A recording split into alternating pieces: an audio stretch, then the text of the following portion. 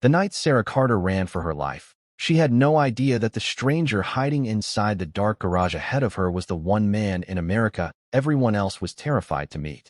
She was barefoot, bleeding from one knee, and clutching a small suitcase to her chest as she ran through the rain-soaked streets of Chicago. Behind her, headlights swept across the buildings like searching eyes. Her ex-boyfriend, Marcus Reed, had found her again. She had spent 2 years trying to escape him, and now, with nowhere left to go, Sarah pushed open the door of an old private garage and disappeared into the darkness. She thought she was running toward safety. She didn't know she was running straight toward the world's most dangerous man. Before we continue, if you believe kindness can give someone a second chance, and that even broken people deserve a reason to hope again, please like this video, share it with someone who needs to hear this story, leave a comment, and subscribe to the channel. Your support helps us bring more emotional stories like this to you. Sarah had once believed her life would be ordinary. She had grown up in a quiet neighborhood outside Chicago with her mother, Grace, and younger brother, Nathan. She worked at a small bakery, loved old movies, and dreamed of opening a little cafe someday. Then she met Marcus. At first, he was charming, protective, and impossibly attentive. He remembered everything she said and made her feel like she was the only person in the world. But slowly, the kindness became control. Questions became accusations. Concern became jealousy. Love became fear. Sarah learned to hide bruises beneath long sleeves and tears behind a smile. The hardest part wasn't leaving him. The hardest part was believing she deserved to leave. 3 months earlier, Sarah had finally escaped. She changed her phone number, left her job, moved between temporary apartments, and tried to rebuild her life. She thought she was finally free. But Marcus never accepted that she was gone. He found her everywhere she tried to hide. On that stormy night, when she saw his car outside the small apartment where she had been staying, something inside her broke. She grabbed the suitcase she had already packed, ran through the back door, and kept running until her lungs burned. The garage belonged to a man named Adrian Cole, although Sarah didn't know that yet. She stumbled through the entrance and froze when she noticed a black car parked inside. The lights were off. Rain hammered against the metal roof. Somewhere in the darkness, she heard footsteps. Sarah's heart nearly stopped. She backed away, convinced Marcus had somehow gotten there first. Then a tall man stepped out of the shadows. He wore a dark coat, and his face was calm in a way that frightened her more than anger would have. Adrian was known across the country, though Sarah had never seen his face. Newspapers called him ruthless. Business magazines called him a billionaire who had built an empire from nothing. People who worked around him called him untouchable. Rumors said politicians avoided crossing him, criminals disappeared after challenging him, and powerful men lowered their voices when his name was mentioned. But Sarah knew none of that. All she saw was a stranger standing between her and the door. She immediately apologized and begged him to let her leave. Adrian noticed the blood on her knee and the trembling in her hands. Instead of asking questions, he quietly moved aside and told her she could stay until the rain stopped. Sarah expected demands. She expected suspicion. She expected him to take advantage of her fear. Instead, Adrian handed her a clean towel, placed a first aid kit on a table, and walked away without asking for anything in return. That small act of kindness confused her more than cruelty ever could.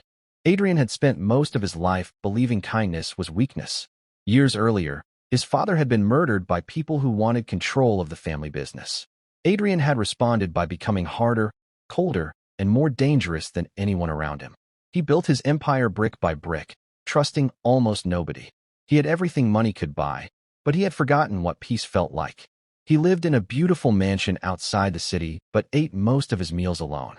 His employees feared disappointing him. His enemies feared seeing him. And somewhere along the way, Adrian had convinced himself that having no one meant having nothing to lose. Sarah changed that without trying. Over the next few days, Adrian discovered pieces of her story. He learned about Marcus, the threats, the fear, and the years Sarah had spent blaming herself. He could have used his influence to make Marcus disappear, but Sarah asked him not to. She didn't want revenge. She wanted freedom. For the first time in years, someone had asked Adrian for something he couldn't buy or force into existence. She wanted the chance to live without being afraid. So Adrian helped her quietly. He arranged a secure place for her to stay, connected her with people who could help her legally, and made sure she had a job at one of his companies where nobody knew her history. But he never treated her like a helpless victim. He treated her like someone who had survived. Slowly, Sarah began to smile again.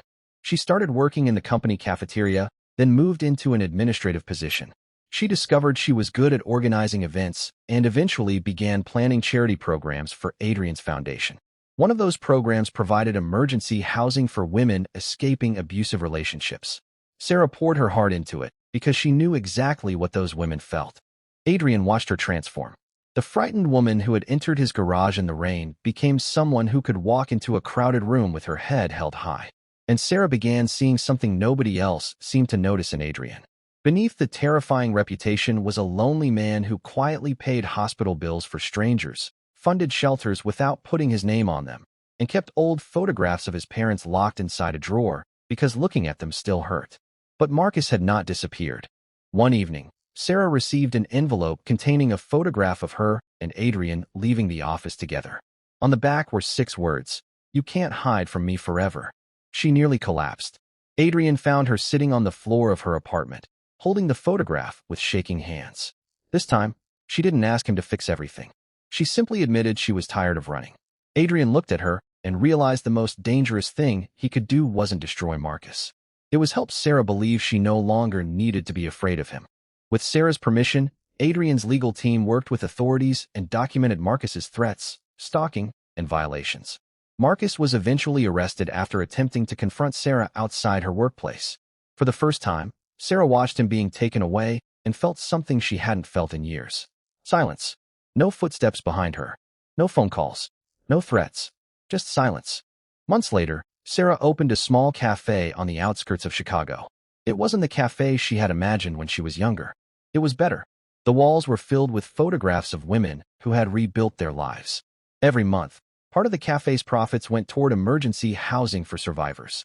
On opening day, Adrian stood quietly near the back of the room. Sarah looked at him and smiled. She walked over and handed him the first cup of coffee she had ever served in her own cafe. Adrian took it carefully, as though it were something priceless. Sarah had once believed the most dangerous man in the world had saved her life. But years later, she understood something deeper. He hadn't saved her. He had simply stood beside her long enough for her to save herself. And Adrian discovered that the woman who had entered his garage terrified of the world had given him something no amount of money or power could ever buy, a reason to become human again. Sometimes, the person who enters your life during your darkest night isn't there to rescue you. Sometimes they are there to remind you that you still have the strength to rescue yourself. If this story touched your heart, please take a moment to like the video, share it with someone who may need hope, and subscribe to the channel. You never know whose life might be changed by a story about courage, kindness, and second chances.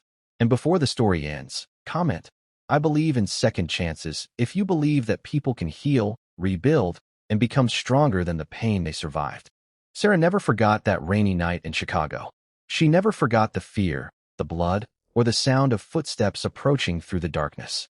But she also never forgot the moment a man feared by the entire world quietly stepped aside and gave a frightened woman somewhere to breathe.